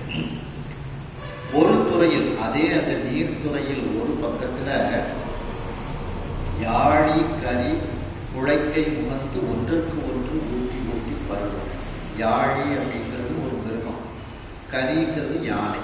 யாழிக்கும் தும்பிக்கை உண்டு, நீங்க கோயில்கள்ல பார்க்கலாம். நீண்ட தும்பிக்கை மாதிரி வச்சுக்கிட்டு ஒன்று யாழி அப்படின்ட்டு சொல்லுவாங்க. அந்த ஒரு மிருகம். அப்போ ஒரே துறையில ஒரே இடத்துல இந்த ரெண்டு பகைகளாக இருக்கக்கூடிய இந்த இரண்டும், அந்த யாழிங்கிற மிருகமும் யானைங்கிற மிருகமும் ஒன்னா இருந்துட்டு குழைக்கை தும்பிக்கையில அந்த தண்ணீரை எடுத்துக்கொண்டு இது அதற்கு ஊட்டுகின்றது, அது இதற்கு ஊட்டுகின்றது. ஒன்றுக்கு ஒன்று ஊட்டி அந்த தண்ணீரை பருக கொடுத்து ஊட்டி ஊட்டி பருகுவத. இப்படி அந்த தண்ணீரை அந்த யாழியும் அந்த யானையும் பருகி கொண்டிருக்கிறது. புலி முளைப்பா, அந்த புலியானது தன்னுடைய மார்பகத்திலிருந்து வரக்கூடிய பாலை அங்கு இருக்கக்கூடிய புல்லை வாயினால் தின்னக்கூடிய அந்த மான் கன்று, புல்வாயினாலே மான் அர்த்தம், அதிலே மான் கன்றுக்கு அது கொடுக்குதான். மான் கொஞ்சம் பெருசா இருக்கும், கொஞ்சம் யோசனை பண்ணும் இதை எப்படி கொள்ளலான்ட்டு. மான் குட்டி ரொம்ப சின்னதா இருக்கும், அதுக்கு இதை கொல்வதற்கு ரொம்ப எளிது. ஆனா அந்த மான் குட்டிக்கு அது அந்த தன்னுடைய வாளை சாப்பிடுவதற்கு கொடுத்து அந்த மான்கன்றினுடைய பசி நோயை அது தீர்க்கின்றது. அப்போ எதெல்லாம் பகையோ அதெல்லாம் இந்த கடம்பவனத்துல ஒற்றுமையா இருக்குது. இதையெல்லாம் அவர்கள் பார்க்கின்றார்கள். ஆகா, இங்க சொக்கநாத பெருமான் இருக்கிறாரு, சிவபெருமான் இருக்கிறாருன்னு அவங்களுக்கு தெரியுது. அடுத்த பாடம் பாருங்க. நெடியரா பொருளை வெயில் வெள்ளிடையில்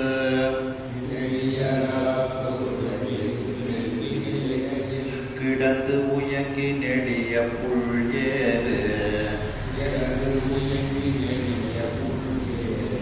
ஒளியதா சிறை விரித்து நிழல் பரப்ப பறவை நோய்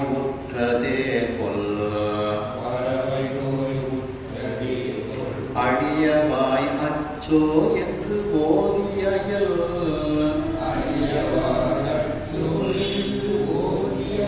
மடமந்தி அருவி ஊற்றும் துளிய நீர் வழுத்த சுப்பின் முகந்து எடுத்து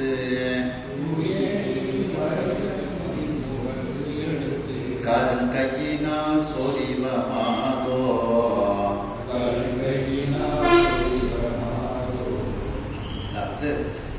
இப்போ அதே இடத்துல இன்னும் ஒரு சில காட்சிகளை அவர்கள் பார்க்கின்றார்கள். தேட போனவர்கள் இந்திரன் எல்லாரும் பார்க்கின்றார்கள்.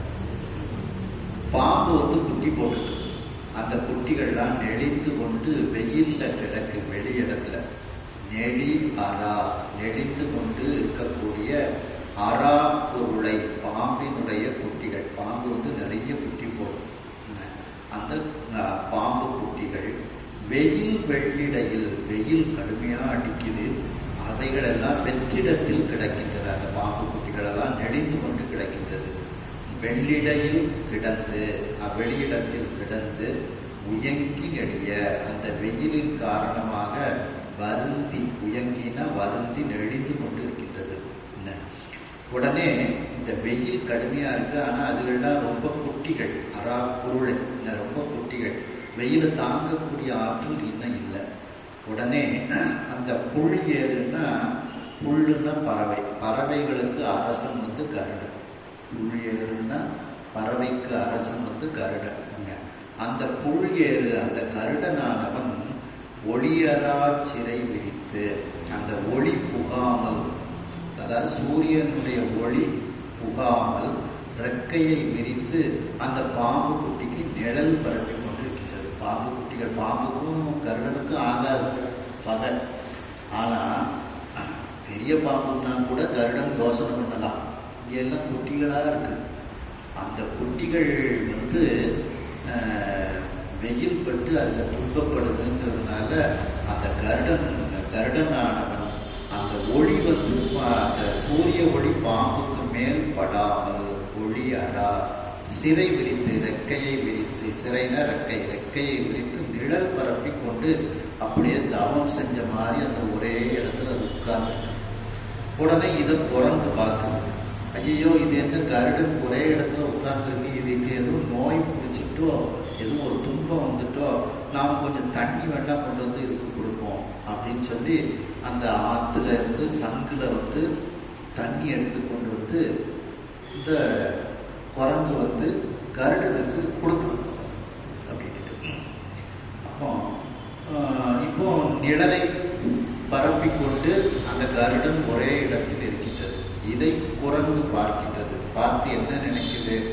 பறவை நோய் உற்றதே போல் அழி அப்படின்னு நினைக்கலாம். பறவைக்கு இந்த கருடனுக்கு ஏதோ நோய் பிடிச்சிட்டு அதான் பறக்காம ஒரே இடத்துல உட்கார்ந்துருக்கு அப்படின்னு நினைத்து கொண்டு அழியவாய் கருணையினால், அழின கருணைன்னு அர்த்தம், கருணை மிகுதியினால் அச்சோ என்று ஓதி, அச்சச்சோ இப்படி ஆகி போச்சே இந்த கருடனுக்கு. அந்த அச்சோங்கிறது அச்சச்சோன்னு நம்ம சொல்றோம் பார்த்தீங்களா, அந்த இரக்கத்தினால் வரக்கூடிய வார்த்தை. அப்படின்னு அது சொல்லிக்கொண்டு இதெல்லாம் ஒரு கற்பனை.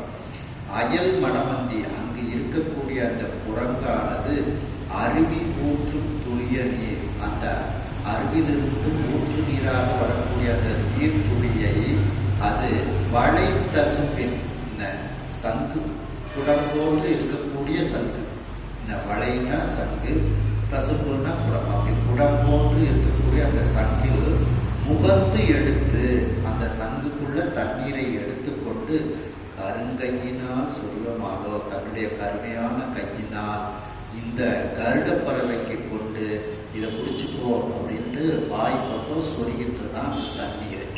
அப்போ பாம்பு குட்டிகள் வெயிலில் நெழித்து கொண்டு இருக்கின்றது. அவைகளுக்கு நிழல் பரப்பி கொண்டு அவைகள் துன்பப்படாதவாறு கருட பகவான் அவைகளுக்கு நிழல் பரப்பி கொண்டு ரெக்கையை விழித்து கொண்டிருக்கின்றார். இதை பார்த்த குரங்கு இந்த பறவைக்கு ஏதோ நோய் விட்டதோ என்று இறக்கி அங்கு இருக்கக்கூடிய நீர்நிலையிலிருந்து சங்கில் தண்ணீரை எடுத்துக்கொண்டு அந்த பறவைக்கு கொடுக்கின்றது. அப்ப எப்படி எல்லாமே ஒற்றுமையாக இருக்கின்றது. முருகப்பெருமானுடைய காலடியில மயிலும் பாம்பும் ஒற்றுமையா இருக்கு.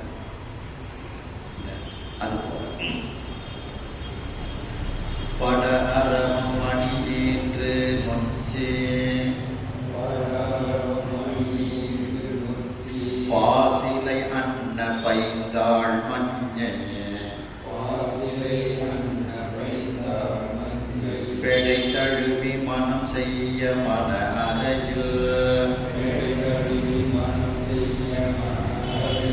விளக்கிடுவ பெருந்தன் காணத்து அடர் சீரை வெண்குயில் ஓம் என்று ஆப்ப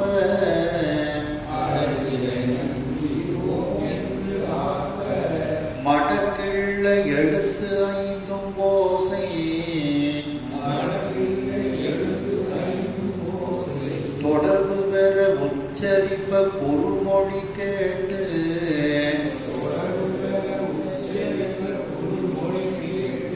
ஆங்கு உவப்ப தொடிகன் பூவை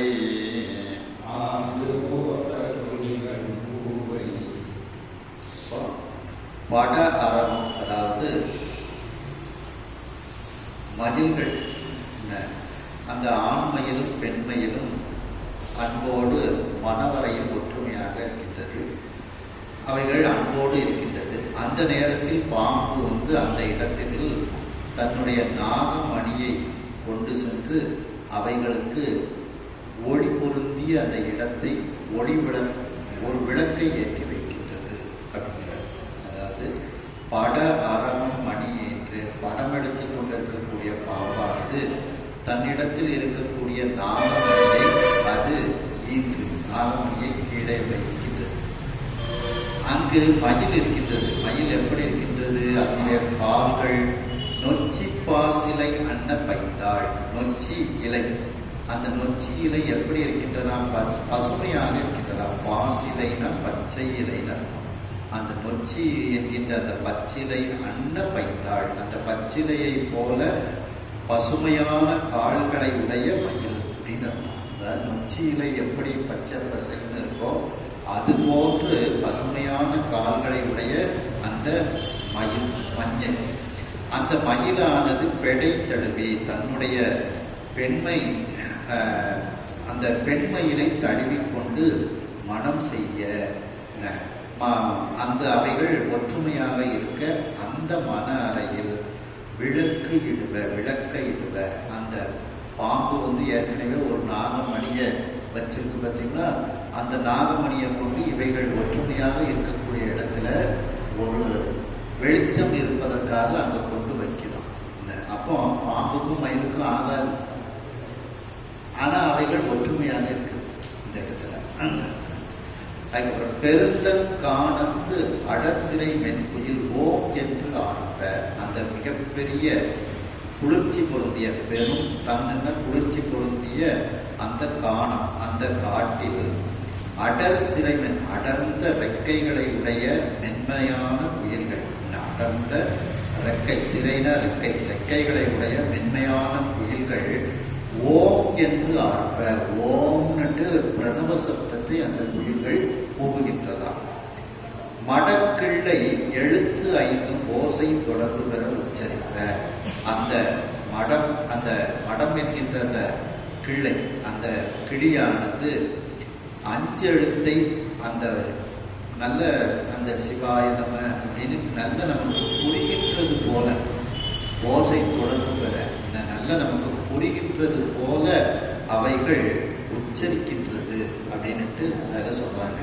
5 கிள்ளை எழுத்து 5 ஓசை தொடர்பு பெற உச்சரிக்க. அப்போ ஓசை ஒன்றுக்கு ஒன்று தொடர்பு பெற்றால்தான் நமக்கு அந்த வார்த்தை தெளிவாக புரியும். அந்த ஓசை எழுத்துக்கள் ஒன்றுக்கு ஒன்று தொடர்பு பெறவில்லை என்றால் நமக்கு அந்த வார்த்தை என்னன்னு புரியாது. அப்போ அந்த கிளி தெளிவாக அந்த 5 எழுத்தை அவைகள் சொல்லுகின்றது அப்படின்ட்டு. இன்னும் இதுக்கு ஓசை தொடர்புங்கிறதுக்கு பிரணவத்தை தொடர்ந்து மந்திரம் பொறித்தல் அப்படின்னு கொடுத்துருக்காங்க. அதாவது பிரணவம் சொல்லி அதுக்கப்புறம் அந்த மந்திரத்தை சொல்லுதல். எந்த மந்திரத்தை சொன்னாலும் முதல்ல பிரணவம் சொல்லி தானே சொல்றோம் அப்படின்ட்டு அர்த்தம் அளிக்கிறாங்க.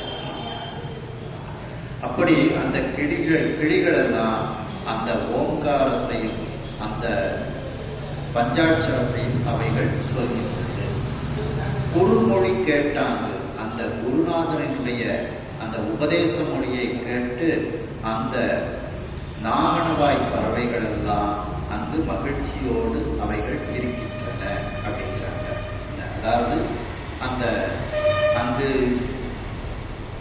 அந்த அந்த குருநாதனுடைய அந்த உபதேச மொழிகளும் அங்கே கேட்டுக்கொண்டிருக்கின்றது. அதை இந்த நாகனவாய் பறவைகள்லாம் கேட்டு மகிழ்ச்சியாக இருக்கின்றது அப்படின்ட்டு சொல்றாங்க. அப்ப இதை பார்த்தீங்கன்னா மயிலுக்கும் பாம்புக்கும் ஆகாது. ஆனால் அவைகள் ஒற்றுமையாக எப்படி முருகப்பெருமானுடைய திருவடியில் அந்த மயிலும் பாம்பும் ஒற்றுமையாக இருக்கின்றதோ அது போல இருக்கின்றதா ஒற்றுமையாக. அடுத்து பார்த்தீங்கன்னா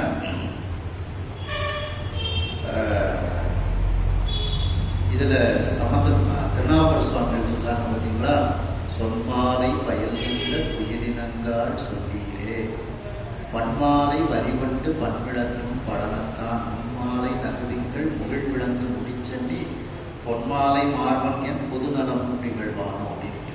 அப்போ சொன்மாலை பயில்கின்ற குயிலினங்கால், அப்படி அந்த சொற்களை மாலையாக தொடுத்து அதை அந்த தலைவியானவர் குயிலுக்கு சொல்லிக் கொடுக்கின்றார். அதை இந்த குயிலானது பயிலுகின்றது. அதான் சொன்மாலை பயில்கின்ற குயிலினங்கள்.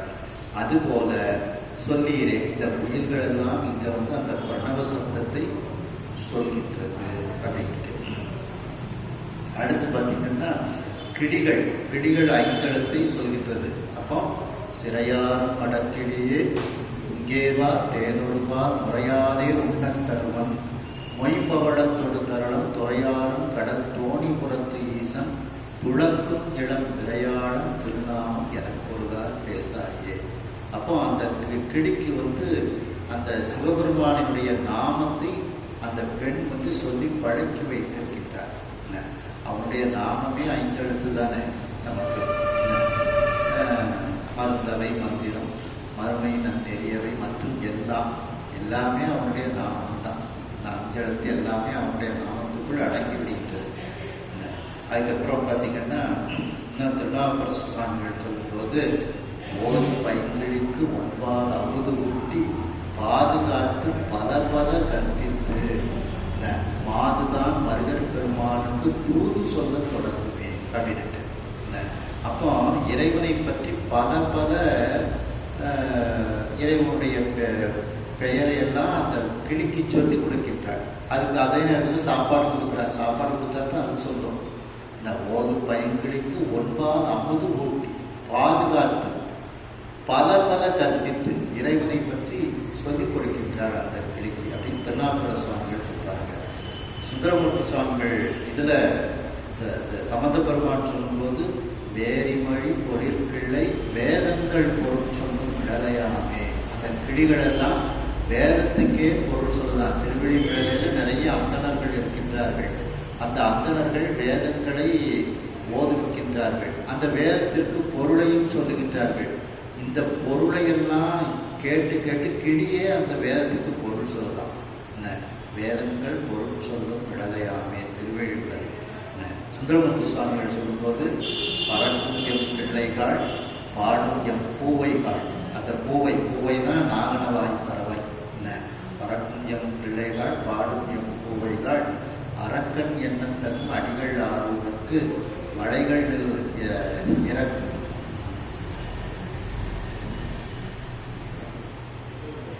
அரக்கன் எண்ணத்தன் அடிகள் ஆறுவதற்கு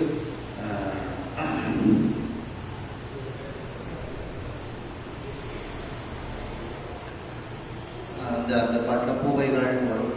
பறக்கும் பிள்ளைகள் பாடும் உறக்கம் இல்லாமையும் உணர்த்த வல்லீர்களே அப்படின்னு சொல்லி பாடுவாங்க. அப்படி அந்த பூவைகள் அந்த நாகனவாய் பறவைகளும் அங்கே இறைவனை பற்றியே சிந்தித்துக் கொண்டு இருக்கின்றன. அதாவது அந்த பறவைகளும் ஊர்வனவாகிய பாம்புகளும் விலங்குகளும் இறைவனை சிந்தித்துக் கொண்டு அங்கே இருக்கின்றது.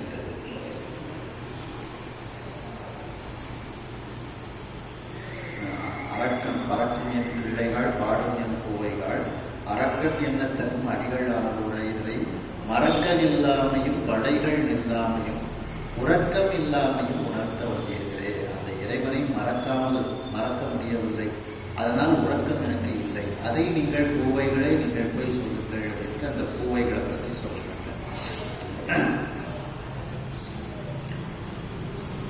அப்போ இதுல இருந்து விலங்குகள் பறவைகள் இவைகளெல்லாம் தம்முடைய பகையை மறந்து இவைகள் ஒன்றுக்கொன்று பகைகளை மறந்து அன்பு காட்டக்கூடிய இதெல்லாம் பார்த்த உடனே இது ஒரு மிகப்பெரிய சிறந்த தலம் அப்படின்ட்டு அவர்கள் எல்லோரும் மகிழ்ச்சி அடைகின்றார்கள். யாரு? இந்திரன், தேவர்கள், வியாழ பகவான் எல்லோரும். இன்ன விலங்கொடு புள்ளின் செயற்கு அறிய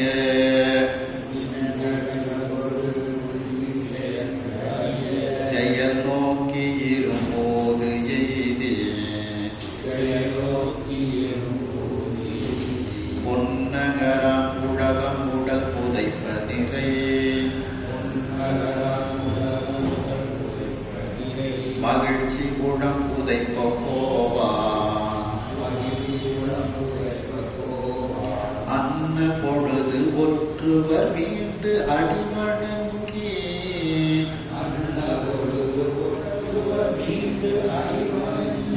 இன்சுவைப்பால் அருந்துவாமோ பின் அரிய தேன் சொரிந்தாந்து உவகையின் மேல் பேருவகை பெருக சொல்வார்.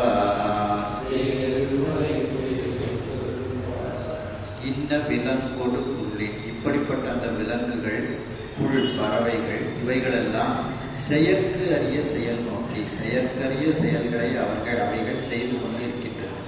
ஒருவருக்கொருவர் ஒற்றுமையாகவும் இறை சிந்தனையோடும் அவைகள் இருப்பதை நோக்கி இதையெல்லாம் பார்த்து இருப்பூது எய்தி வந்தவர்கள் எல்லோரும், இந்திரன், தேவர்கள், வியாழ பகவான், இவர்கள் எல்லோரும் இரும்பூதுன்னா வியப்பு, மகிழ்ச்சி, இப்படி வியப்பு எய்தி வியப்பை அடைகின்றார்கள்.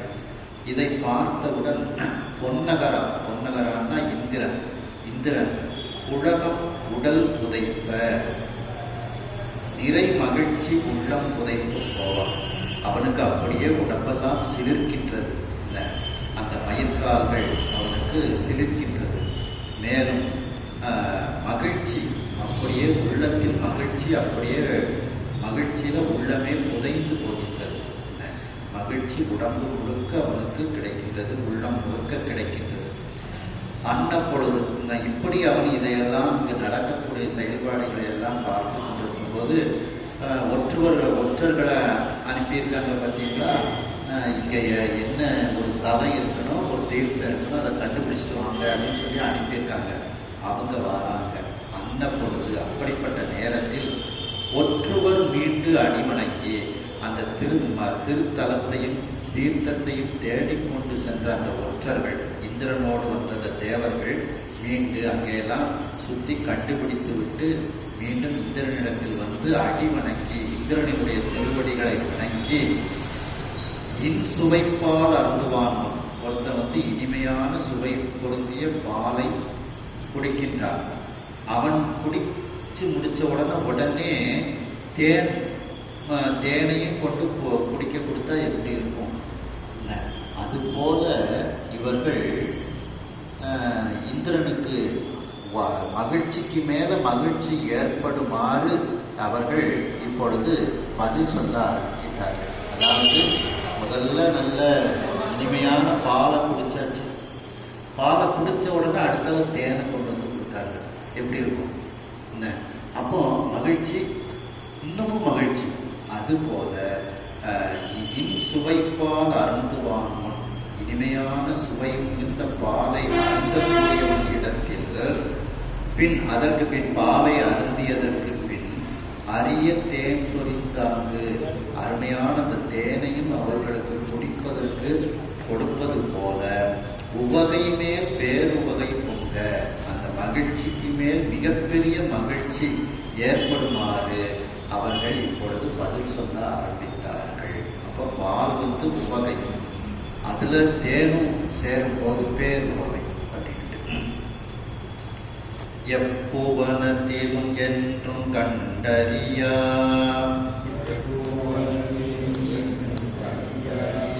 அதிசயமும் என்னுக்கு எய்தா திப்பியமும் இக்கடம்பவனத்து இன்று கண்டு உவகை திளைத்தேன் அங்க அங்கல் வைப்பு அணைய ஒரு புனிதவாவி மருக்கு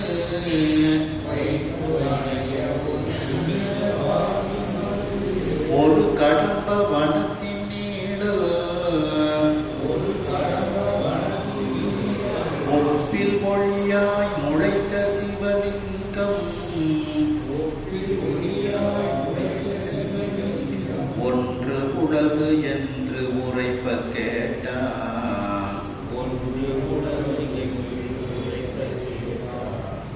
ஏற்கனவே இந்திரன் இந்த விலங்குகள் பறவைகள் ஊர்வனெல்லாம் ஒன்றுக்கொண்டு ஒற்றுமையோடும் சிவச்சிந்தனையோடும் இருப்பதை பார்த்து அது ஒரு மகிழ்ச்சி.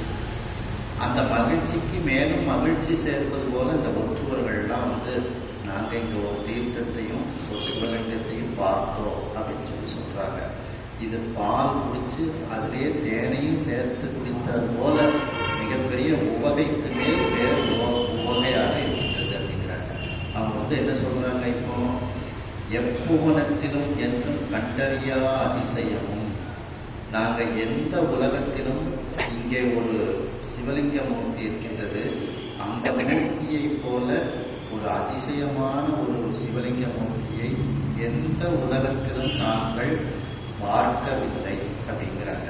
எப்புவனத்திலும் என்றும் கண்டறியா அதிசயம், அப்படிப்பட்ட ஒரு அதிசயமான வடிவு உடைய அந்த சொக்கநாத பெருமான் அபிராமி அந்த இதை சொல்றாங்க பார்த்தீங்களா, அதிசயமான வடிவு உடையாள் அப்படின்னு அபிராமி அந்த அதுபோல அதிசயமான வடிவு உடையவனாக அந்த சொக்கநாத பெருமான் இருக்கின்றான். அப்படிப்பட்ட அதிசயமாக இருக்கின்றது.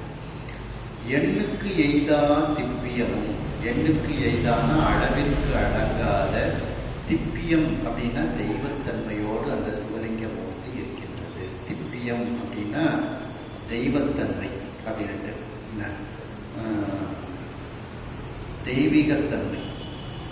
இதுல இக்கடம்ப உணர்ந்து இன்று கண்டு உவகை கிடைத்தேன். அப்படிப்பட்ட ஒரு தன்மையோடு இருக்கக்கூடிய ஒரு சிவலிங்க மூர்த்தியை இந்த கடம்ப உணத்தில் இன்று நாங்கள் கண்ணால் கண்டு உவகை கிடைத்தே மகிழ்ச்சிகள் கிடைத்துக் கொண்டு இருக்கின்றோம் அப்படிங்கிறாங்க. அப்ப திவ்ய அப்படிங்கிறது தெய்வத்தன்மை பொருந்திய. திருநாவுக்கர சுவாமிகள் சொல்லும்போது ஞாயிறாய் நமனுமாகி வருணனாய் சோமனாகி தீயரா நிறுதி வாயு திப்பிய சாந்தனாகி, திப்பிய சாந்தனாகி பெயரா காட்டில் ஆடும் பிஞ்சகன் நெல்லை பெருமான் தீயரா பெயர் போதும் திருப்பயற்றூரனாரே அப்படின்ட்டு.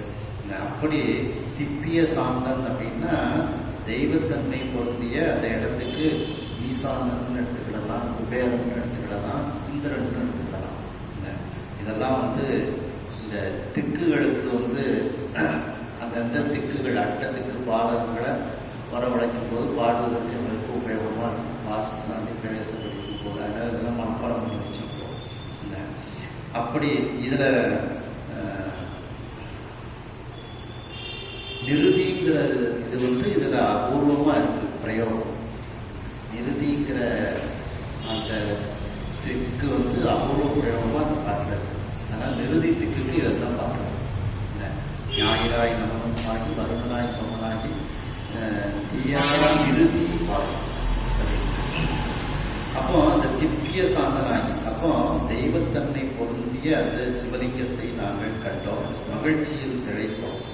மேலும் அங்கே வைப்பு அணைய ஒரு புனித வாவி மருக்கு, நமக்கு அந்த சேக நிதி, வைப்புன்னா வைப்பு நிதி, இந்த எஃப்டி போட்டு வச்சிருப்போம் பார்த்தீங்களா, பிற்காலத்துக்கு உதவட்டும் அப்படின்ட்டு. அதுபோல எஃப்டி மாதிரி நமக்கு பிக்சட் டெபாசிட் மாதிரி சொக்கநாத பெருமான் அங்கே இருக்கின்றார் அப்படின்ட்டு. அப்படி வைப்பு அணைய வைப்பு நிதியாக சேம நிதியாக அந்த பிக்சட் டெபாசிட்டாக நம்மளோட பிற்காலத்துக்கு உதவக்கூடியதாக அங்கே ஒரு புனித பாவம், ஒரு புனிதமான ஒரு தீர்த்தம், அந்த பொற்றாமரை தீர்த்தத்தையும் நாங்கள் அங்கே கண்டோம். அணைய ஒரு புனித பாவி, ஒரு புனிதமான அந்த தீர்த்தம் தான் அப்போ நமக்கு வைப்பு நிதி. அப்போ அந்த தீர்த்தத்தை நாங்கள் கண்டோம். அந்த புனித வாவி மருந்து, அந்த புனிதமான தீர்த்தத்தின் பக்கத்தில் ஒரு கடம்ப வனத்தின் நிழல், ஒரு கடம்ப மரத்தின் நிழலுக்கு கீழ் ஒப்பில்லாத ஒளியாக முளைத்த அந்த ஒளிப்பிழம்பாக ஜோதி சொருபமாக அந்த இறைவன் சொக்கநாத பெருமான் இருக்கின்றார். அந்த ஜோதிக்கு ஈடு இணையாக எந்த ஜோதியும் கிடையாது. ஆதியும் அந்தமும் இல்லாத அருட்பெரும் ஜோதியாக அது இருக்கின்றது. சோதியே சுடரே சூழொளி விளக்கே, அப்படி அந்த ஜோதி இருக்கின்றது. ஒப்பில்லாத ஒளியாக அது இருக்கின்றது. அப்படி முளைத்த சிவலிங்கம், ஒளிப்பிழம்பாக இருக்கக்கூடிய தானே தோன்றிய சிவலிங்கம் ஒன்றை நாங்கள் கண்டோம். ஒன்று உலகு அங்கு இருக்கின்றது என்று உரைப்பு கேட்டார். அப்படின்னு அந்த ஒற்றர்கள்லாம் கூட வந்த தேவர்கள்லாம் சொல்கின்றார்கள். அதை காதால் கேட்டவுடனேயே இந்திரனுக்கு மிகப்பெரிய மகிழ்ச்சி ஏற்பட்டு விடுகின்றது அப்படின்ட்டு ஆலம் தரிய இது சொக்கநாத உட்பாத குருஞானசம்பந்தர் சொல்லுவாங்க பார்த்தீங்களா? ஆலம் தரித்த லிங்கம், ஆலவாய் சொக்கலிங்கம், மூலமாய் எங்கும் முளைத்த லிங்கம். அந்த மூலமாய் எங்கும் முளைத்த லிங்கம் தான் இந்த முளைத்த சிவலிங்கம். ஆலம் தரித்த லிங்கம், ஆலவாய் சொக்கலிங்கம், மூலமாய் எங்கும் முளைத்த லிங்கம், பாடலியான் அத்தனே கூடல் மதுராபுரி உமையால் அத்தனை ஆலவாயா அப்படின்ட்டு ஒரு பாட்டை எடுத்துட்டோம்னா முழுசு தெரியாது. அது ஒரு பாராயணம் உங்களுக்கும் கேட்க புண்ணியம், எனக்கும் ஒரு தடவை சொன்ன புண்ணியம். ரெண்டாவது ஞாபகம் அந்த பாட்டை ஒரு சொல்லும்போது இன்னொரு 10 நாளைக்கு அது பாட்டு மனசுக்குள்ள நல்லா தங்கி பாட்டை திரும்ப திரும்ப சொல்லிட்டு இருந்தாருன்னா மறக்காம இருக்கும்.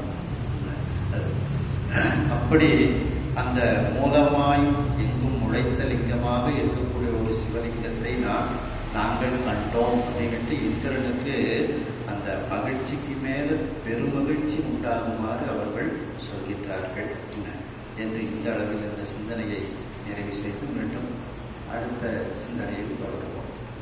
கையிலாய பரம்பரையில் சிவஞான போத நெறி காட்டும் வெண்ணை பயில் வாய்மைகள் சங்கரி கொடி ஞான பாகுவாகி உயிராரும் பொழுத்திருவாடு துறைவாள் குருநாச்சிவாய தேவன் சயிலாதி மரபுடையும் திருமரபு நீடோழி கழகமா